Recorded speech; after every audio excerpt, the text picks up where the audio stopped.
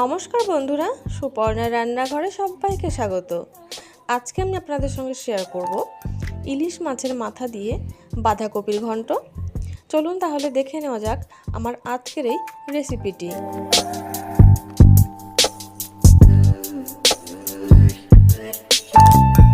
আমি এখানে মাঝারি সাইজের একটা বাঁধাকপি একদম কুচিয়ে কিন্তু কেটে নিয়েছি। কাটার পরে জলের মধ্যে সামান্য একটু নুন ফেলে তারপরে কিন্তু সেই নুন জলটা দিয়ে ধুয়ে নিয়েছি। যেহেতু এখন অসময়ের বাঁধাকপি, তার জন্য নুন জল দিয়ে ধুয়ে রেখেছি। এবার এই বাঁধাকপিটা একটু গরম জলে কিন্তু ভাপিয়ে নেব, যাতে অসময়ের বাঁধাকপিতে একটা কেমন গন্ধ থাকে সেই গন্ধটা চলে যায়। তার জন্য আমি বাটিতে কিন্তু একটু গরম জল বসিয়ে দিয়েছি। এবার এর মধ্যে দিয়ে দেব সামান্য একটু লবণ আর খুব সামান্য 1 চিমটে মতন হলুদ।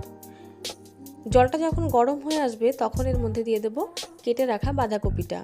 খুব বেশি কিন্তু সেদ্ধ করব না। 2 মিনিট মতন ফুটিয়ে নেওয়ার পরে বাঁধাকপিটা যখন একটু নরম হয়ে যাবে তখনই কিন্তু নামিয়ে নেব। বাঁধাকপিটা ফুটে উঠেছে, তার জন্য কিন্তু আমি একবার উল্টে দিচ্ছি। দেখুন তলার দিকে বাঁধাকপিটা কিন্তু নরম হয়ে গেছে। আমি ওপরে বাঁধাকপিটা তলার দিক করে একটু ঘুরিয়ে দিলাম। এবার কিন্তু খুব বেশিক্ষণ আর রাখবো না, নামিয়ে নেব। বাঁধাকপিটা নামিয়ে কিন্তু এই সেদ্ধ করা জলটা ফেলে দিয়ে আবারও 2 থেকে 3 বার খুব ভালো করে কিন্তু ধুয়ে জলটা ঝরিয়ে রাখতে হবে। এবার গ্যাসের ওপরে আমি কড়াই বসিয়ে দিয়েছি, তার মধ্যে দিয়ে দিচ্ছি কিছুটা সর্ষের তেল। তেলটা গরম হয়ে গেলে ইলিশ মাছের মাথাগুলোই কিন্তু একটু লবণ হলুদ মাখিয়ে নিয়েছি। এবার এই মাছগুলো ভেজে নেওয়ার জন্য তেলের মধ্যে দিয়ে দেব। মাছের মাথাগুলো কিন্তু উল্টে পাল্টে একটু কড়া করে ভেজে নিচ্ছি। মুড়োগুলো ভাজা হয়ে গেছে, এবার নামিয়ে নেব। এবার ওই তেলের মধ্যে দিয়ে দিচ্ছি ফাটিয়ে নেওয়া একটা শুকনো লঙ্কা, দুটো দিয়ে দেবো তেজপাতা আর 1/2 চামচ পরিমাণে দিয়ে দেবো গোটা জিরে। মশলাটা তেলের মধ্যে কিন্তু খুব ভালো করে ভেজে নিতে হবে। ভাজা হয়ে গেলে এবার এর মধ্যে দিয়ে দিচ্ছি 2টো মাঝারি সাইজের কুচনো পেঁয়াজ। পেঁয়াজটাকে একদম লাল করে কিন্তু ভেজে নেব। পেঁয়াজটা যত ভালো ভাজা হবে মশলাটার সঙ্গে কিন্তু তত ভালো করে পেঁয়াজটা মিশে যাবে। পেঁয়াজটা যখন এই রকম লাল হয়ে ভাজা হয়ে যাবে তখন এর মধ্যে আমি দিয়ে দেব 1 চামচ পরিমাণে জিরে গুঁড়ো, 1 চামচ দিয়ে দেব আদা বাটা, স্বাদ অনুযায়ী দিয়ে দেব লবণ, দিয়ে দেব 1/2 চামচ পরিমাণে হলুদ গুঁড়ো আর 1/2 চামচ পরিমাণে দিয়ে দেব কাশ্মীরি শুকনো লঙ্কার গুঁড়ো। ঝাল অনুযায়ী দিয়ে দেব চেরা কাঁচা লঙ্কা আর সামান্য একটু জলও দিয়ে দিচ্ছি। এবার সব কিছু দিয়ে কিন্তু মশলাটা খুব ভালো করে কষিয়ে নিতে হবে। যদি কেউ চিনি দিতে চান তাহলে কিন্তু এই সময় একটু চিনি দিয়ে দিতে পারেন। মশলাটা কিন্তু খুব ভালো করে কষিয়ে নেওয়া হয়ে গেছে। এবার এই মশলার মধ্যে দিয়ে দেব সেদ্ধ করে জল ঝরিয়ে রাখা বাঁধাকপিটা। বাঁধাকপিতে কিন্তু প্রচুর জল থেকে যায়, তার জন্য একটু জলটা চেপে বার করে তবেই দেব, না হলে কিন্তু বাঁধাকপির জলটা শুকাতে অনেকটা সময় লেগে যাবে। দেখুন আমি কিন্তু জলটা ঝরিয়ে একদম ঝুরঝুরে করে নিয়েছি। এবার কপিটা দিয়ে কিন্তু মশলার সঙ্গে খুব ভালো করে নাড়াচাড়া করে মিশিয়ে নিতে হবে। এখানে জলের প্রয়োজন একদমই হবে না। এই সময় কিন্তু গ্যাসের ফ্লেমটা আমি হাইতে রাখছি।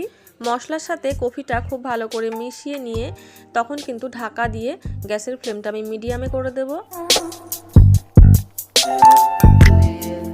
প্রায় 2 মিনিট কিন্তু ঢাকা দিয়ে রাখার পরে আমি ঢাকাটা খুলে আবারও একবার নাড়াচাড়া করে দিচ্ছি। বাঁধাকপি রান্নায় কিন্তু আর কোনো কাজ নেই, শুধু ঢাকা দিয়ে রান্না করে নিতে হবে যতক্ষণ না বাঁধাকপির জলটা একদম শুকিয়ে যাচ্ছে। আর মাছের মুড়োটা কিন্তু আমি একদম শেষের দিকে দেব, কারণ প্রথমের দিকে যদি মাছের মুড়োটা দেওয়া হয় মুড়োগুলো কিন্তু একদম ভেঙে কপির মধ্যে কিন্তু কাঁটায় ছড়িয়ে যাবে। আবারও আমি ঢাকা দিয়ে দিচ্ছি। আবারও ঢাকাটা খুলে আমি দেখে নেব। দেখুন কপির জলটা কিন্তু অনেকটাই শুকিয়ে গেছে। একবার ভালো করে নাড়াচাড়া করে নেব। তারপর এর মধ্যে দিয়ে দেব ভেজে রাখা মাছের মুড়ো দুটো।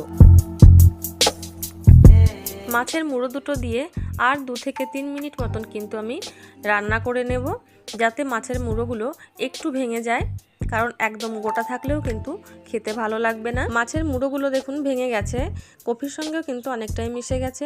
আর কিন্তু নাড়াচাড়া করব না, এবার কিন্তু নামিয়ে নেব। তবে হ্যাঁ, যদি ইলিশ মাছের মাথার বদলে এখানে অন্য কোনো মাছের মাথা দিয়ে রান্না করা হয় তাহলে কিন্তু অবশ্যই রান্নার শেষে একটু ঘি গরম মশলা দিয়ে দেবেন।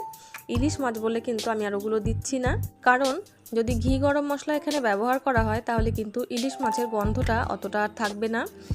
আর ইলিশ মাছের যে কোনো রান্নাতেই কিন্তু মশলাটা খুব কম দিলে তবেই ভালো লাগে। মশলা কিন্তু বেশি দিলে ইলিশ মাছের যে গন্ধটা থাকে সেই গন্ধটা কিন্তু কমে যায়। তার জন্য মশলা বা ঘি এগুলো কিন্তু একটু কম ব্যবহার করলেই ভালো লাগবে। তো তৈরি হয়ে গেছে আমার আজকের রেসিপি ইলিশ মাছের মাথা দিয়ে বাঁধাকপির ঘন্ট।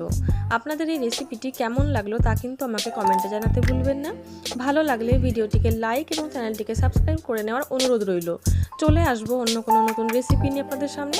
ততক্ষণের জন্য নমস্কার। সবাই ভালো থাকবেন, সুস্থ থাকবেন।